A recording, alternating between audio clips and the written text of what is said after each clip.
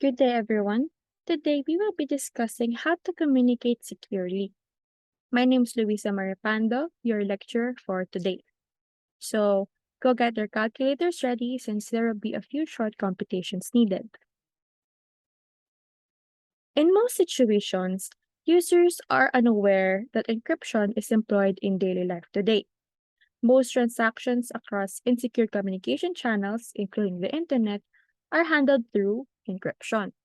So, today we will discuss how does encryption actually work back in the days, or we could actually apply it in today's society.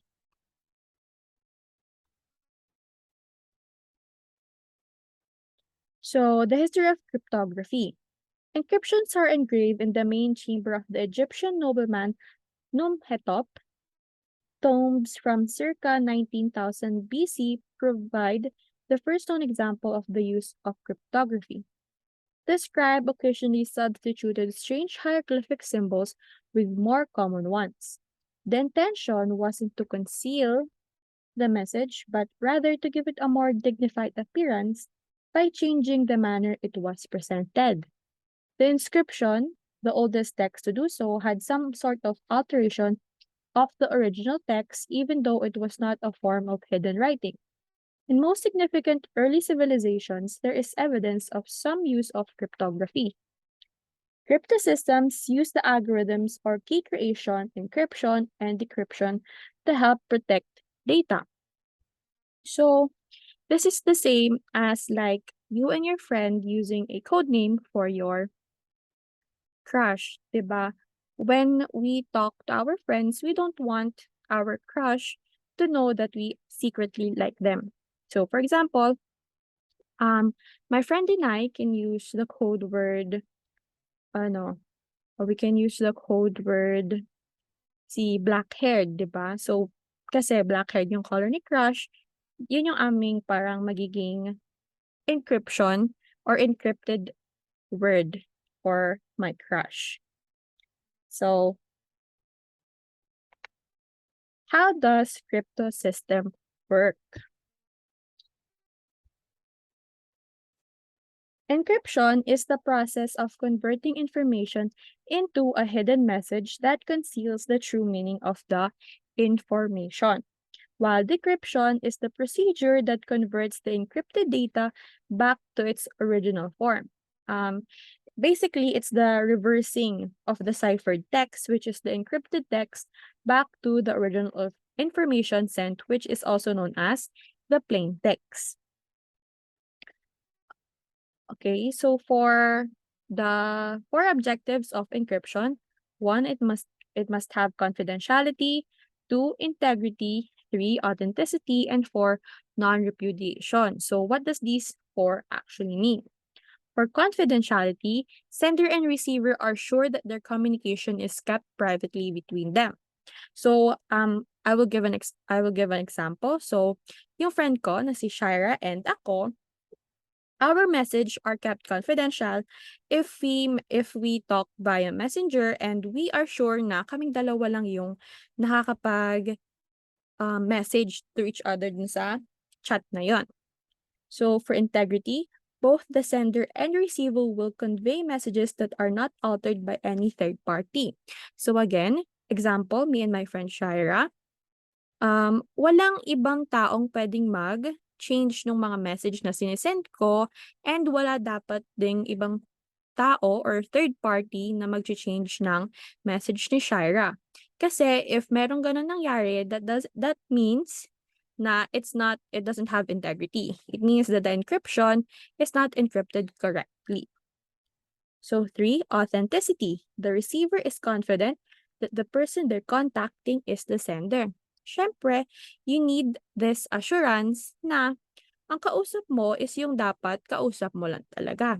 Kasi mamaya hindi na pala si Shira yung kausap mo, and sa ibang tao mo na pala na-send yung message. So for number 4, non-repudiation. It is the guarantee that the receiver can prove to anyone outside the communication circle that the message is sent by the sender. Meaning, merong proof si Shaira na ako yung nag-send ng message, ako yung kausap niya through that communication channels, and ako lang yung merong right na nag-send nung message na yon. Okay? So, let's now talk about the elements in crypto systems. In each crypto systems, P is the set of all possible plain text. Plain text, ito yung message na gusto nating isend kay receiver. C, set of all possible ciphered text, meaning ito na yung encrypted message. K is the set of all possible keys. Possible keys meaning ito yung parang how many letters or alphabet will be used. Encryption rule, ease of K is P implied C. Then the decryption rule is D's of K, the C is P. So it's literally like reversing each other. So for example, if encryption we add, for decryption we subtract. So the rules must satisfy these property. Ease of K must be 1-to-1, D's of K for each X in P. If P is equals to C, then ease of K is permutation and D's of K is the inverse permutation. Now, nasettle na natin ang mga elements sa crypto systems.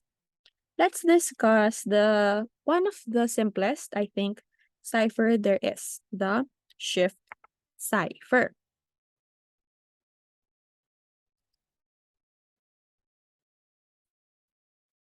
Okay, so good day everyone. You're still with Luisa Marie Pando, the one who will be discussing shift cipher where we left off last time. So shift cipher, these are the messages are encrypted and decrypted using the modulo operator. The shift cipher has a key K that is predetermined number of alphabetical spots after that or an integer between 0 to 25. So, kaya siya naging 0 to 25 kasi syempre, ang ginamit nating alphabet is the plain old regular alphabet. Pero there are sometimes na may problem na magbibigay sila ng parang pwedeng may period, exclamation point, question marks, and other letters. So for now, we will be discussing the basic shift cipher. So sabi dito, encrypt the following plain text with shift cipher key K is equals to 9. So, i-encrypt natin yung sentence or phrase na you are the rightful heir. So, this first part, this is our plain regular alphabet, diba? A, B, C, D, E, F, G. Pero ang sabi na ang ating key K is equals to 9, meaning, i-move natin yung ating letter to the 9th place to the left. So, ang mangyayari, magiging J, K, L, M, N, O, P, while si A, B, C, D nandito na sa dulong part. Okay, so, let us encrypt it. So, ang letter Y, siya ay naging si letter H, di ba? So, ito siya. So, we will have H. Iba natin yung color para mas kita.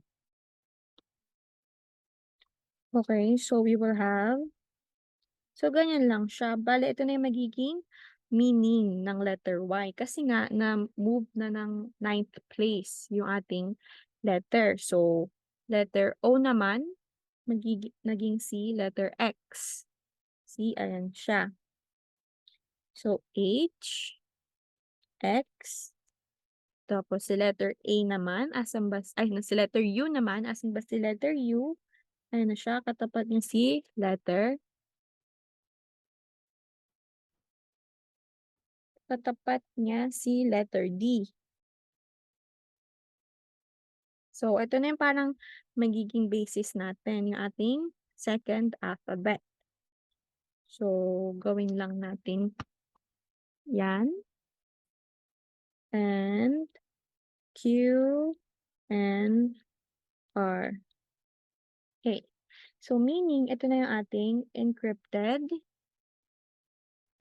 text. So, if ito yung hinahanap, yung rightful heir, ito, si you are the rightful heir, naging si, ayan na siya. Ito na yung gagamitin nating phrase to send the sentence or phrase na you are the rightful heir. So, decryption naman tayo. So, sabi dito,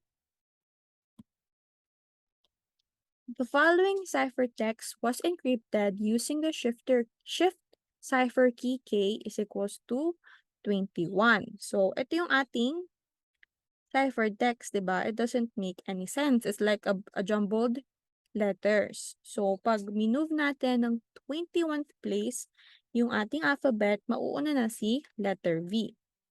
So, we translate it or we decrypt it, magiging forever interrupted. So, paano ba nangyari yon? So, si letter A, si letter F, diba? Kasi ayan na siya, na-move na siya to the 11th, ay to the 21st place. Ito na yung ating decrypted letter.